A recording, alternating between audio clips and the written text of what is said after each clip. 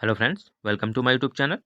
तो फ्रेंड्स, आज इस वीडियो में हम यूपीएससी के प्रीवियस ईयर के जो इकोनॉमिक्स के क्वेश्चन पूछे गए हैं उनको डिस्कस करेंगे, जिससे आपको जो आने वाले यूपीएससी का एग्जाम है इसमें काफ़ी हेल्प मिलेगी और आपको यूपीएससी का पैटर्न भी इससे समझने में मदद मिलेगी कि यूपीएससी किस तरह से क्वेश्चन पूछता है।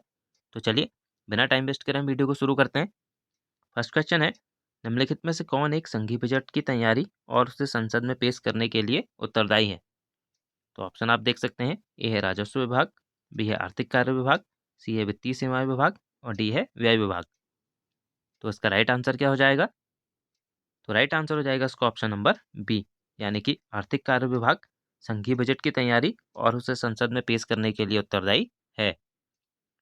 नेक्स्ट क्वेश्चन देखते हैं। क्वेश्चन नंबर 2, सूक्ष्म सिंचाई पद्धति के संदर्भ में निम्नलिखित में से कौन सा या कौन से कथन सही है? तो पहला आपको क्या दिया है, मृदा से उर्वरक पोषक हानि कम की जा सकती है। दूसरा है, यह वर्षाधीन खेती की सिंचाई का एकमात्र साधन है। तीसरा है, इससे कुछ कृषि क्षेत्रों में भौम जल स्तर को कम करने से रोका जा सकता है। तो और ऑप्शन आपको क्या दिए हैं? ए है केवल एक, बी है केवल एक और दो, सी है केवल एक और तीन और डी है एक, दो और तीन। तो इसका राइट आंसर क्या हो जाएगा? तो राइट आंसर हो जाएगा इसका ऑप्शन नंबर सी, यानी कि सूक्ष्म सिंचाई पद्धति के संदर्भ में एक और तीन यहाँ पे सही हो जाएंगे। यानी कि सूक्ष्म सिंचाई पद्धति से मृदा से उर्वरक पोषक हानि कम की जा सकती है और इससे कुछ कृषि क्षेत्रों में भौम जल स्तर को कम करने से रोका भी जा सकता है। अब जो सूक्ष्म सिंचाई पद्धति है इसमें क्या होता है, तो इसमें धरती की सतह पर बहुत कम पानी छोड़ा जाता है, जिससे पानी की बहुत बचत होती है। इस तकनीक द्वारा जल स्तर गिरने से रुक जाता है और उर्वरक में भी भारी बचत होती है। नेक्स्ट क्वेश्चन देखते हैं अब हम। क्वेश्चन नंबर 3, भारत में कृषि उत्पादों के बाजार को किसके अधीन विनियमित किया जाता है? तो ऑप्शन आप देख सकते हैं। ए है आवश्यक वस्तु अधिनियम 1955, बी है राज्यों द्वारा अधिनियमित कृषि उत्पाद विपणन समिति अधिनियम, सी है कृषि उत्पाद अधिनियम 1937 और डी है खाद्य उत्पाद आदेश 1956 एवं मांस तथा खाद्य उत्पाद आदेश 1973। तो इसका राइट आंसर क्या हो जाएगा?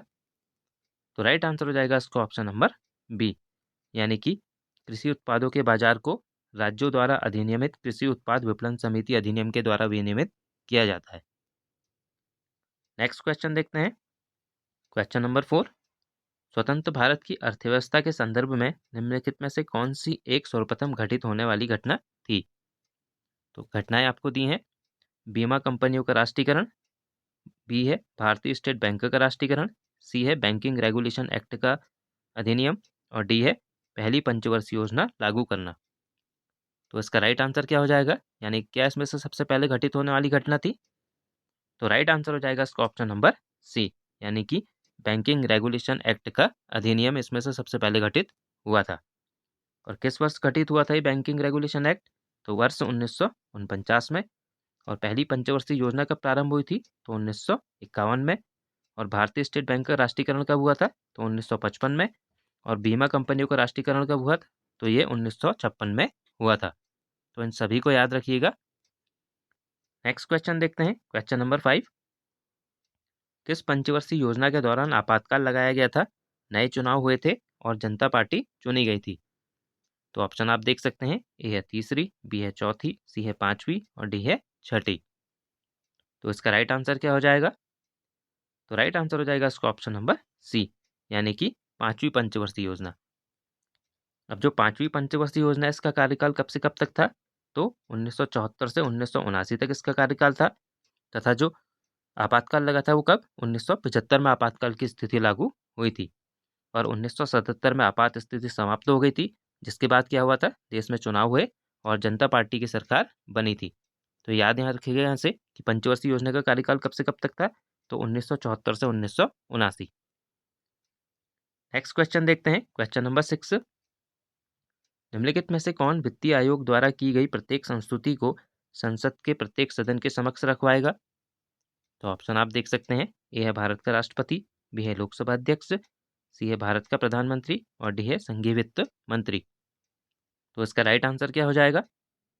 तो राइट आंसर हो जाएगा इसका ऑप्शन नंबर ए, यानी कि भारत का राष्ट्रपति वित्त आयोग द्वारा की गई प्रत्येक संस्तुति को संसद के प्रत्येक सदन के समक्ष रखवाएगा। नेक्स्ट क्वेश्चन देखते हैं। क्वेश्चन नंबर 7, यदि वार्षिक संघीय बजट लोकसभा द्वारा पारित नहीं होता है तो आपको बताना है इसमें से क्या होगा। ए है बजट में संशोधन कर यह दोबारा पेश किया जाता है। बी है सुझाव हेतु बजट राज्यसभा को भेज दिया जाता है। सी है संघीय वित्त मंत्री से त्यागपत्र देने के लिए कहा जाता है। और डी है प्रधानमंत्री अपनी मंत्रिपरिषद का त्यागपत्र पेश कर देता है। तो इसका राइट आंसर क्या हो जाएगा? तो राइट आंसर हो जाएगा इसका ऑप्शन नंबर डी, यानी कि अगर संघीय बजट लोकसभा द्वारा पारित नहीं होता है तो प्रधानमंत्री अपनी मंत्रिपरिषद का त्यागपत्र पेश कर देता है। यदि संसद में सरकार का बजट पास नहीं होता है तो इसका अर्थ क्या है? तो इसका अर्थ है कि प्रधानमंत्री ने संसद में विश्वास खो दिया है, अर्थात उसे त्यागपत्र देना पड़ता है। नेक्स्ट क्वेश्चन देखते हैं, क्वेश्चन नंबर 8। निम्नलिखित में से किस एक समिति ने उद्योग में लघु क्षेत्र के लिए वस्तुओं का आरक्षण समाप्त करने की सिफारिश की?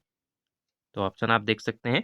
ए है आबिद हुसैन समिति, बी है नरसिम्हन समिति, सी है नायक समिति और डी है राकेश मोहन समिति। तो इसका राइट आंसर क्या हो जाएगा? तो राइट आंसर हो जाएगा इसका ऑप्शन नंबर ए, यानी कि आबिद हुसैन समिति ने क्या है लघु क्षेत्र के लिए वस्तुओं का आरक्षण समाप्त करने की सिफारिश की थी। नेक्स्ट क्वेश्चन देखते हैं, क्वेश्चन नंबर 9। निम्नलिखित कथनों पर विचार कीजिए। पहला है भारतीय रिजर्व बैंक का राष्ट्रीयकरण 26 जनवरी 1950 को हुआ। दूसरा है भारत सरकार के ऋण कार्यक्रमों का संचालन व्यय विभाग वित्त मंत्रालय द्वारा होता है। उपयुक्त में से कौन सा या कौन से कथन सही है? तो ए है केवल एक, बी है केवल दो, सी है एक और दो दोनों और डी है उपयुक्त में से कोई नहीं। तो इसका राइट आंसर क्या हो जाएगा? तो राइट आंसर हो जाएगा इसका ऑप्शन नंबर डी, यानी कि एक और दो यहाँ पे दोनों गलत हैं। क्योंकि जो आरबीआई का राष्ट्रीयकरण है ये कब हुआ था? तो ये 1949 में हुआ था। और भारत सरकार के ऋण कार्यक्रमों का संचालन तथा लेखा जोखा कौन करता है? तो ये आरबीआई करती है। नेक्स्ट क्वेश्चन देखते हैं अब हम, क्वेश्चन नंबर 10। निम्नलिखित कथनों पर विचार कीजिए। पहला है भारतीय राष्ट्रीय भुगतान निगम यानी कि national payment corporation of India यानी कि एनपीसीआई देश में वित्तीय समावेशन के संवर्धन में सहायता करता है। दूसरा है एनपीसीआई ने एक कार्ड भुगतान रुपए प्रारंभ की। उपयुक्त में से कौन सा या कौन से कथन सही है? और ऑप्शन आपको क्या दिए हैं? ए है केवल एक, बी है केवल दो, सी है एक और दो दोनों और डी है ना तो एक ना तो दो। तो इसका राइट आंसर क्या हो जाएगा? तो राइट आंसर हो जाएगा इसका ऑप्शन नंबर सी, यानी कि एक और दो यहाँ पे दोनों सही हो जाएंगे। यानी कि एनपीसीआई देश में वित्तीय समावेशन के संवर्धन में सहायता करता है और एनपीसीआई ने क्या है एक कार्ड भुगतान रुपए भी प्रारंभ किया है। तो फ्रेंड्स आज हमने जो यूपीएससी के प्रीवियस ईयर के इकोनॉमिक्स के क्वेश्चन थे उनको डिस्कस किया। मिलते हैं हम नेक्स्ट वीडियो में। Thank you friends.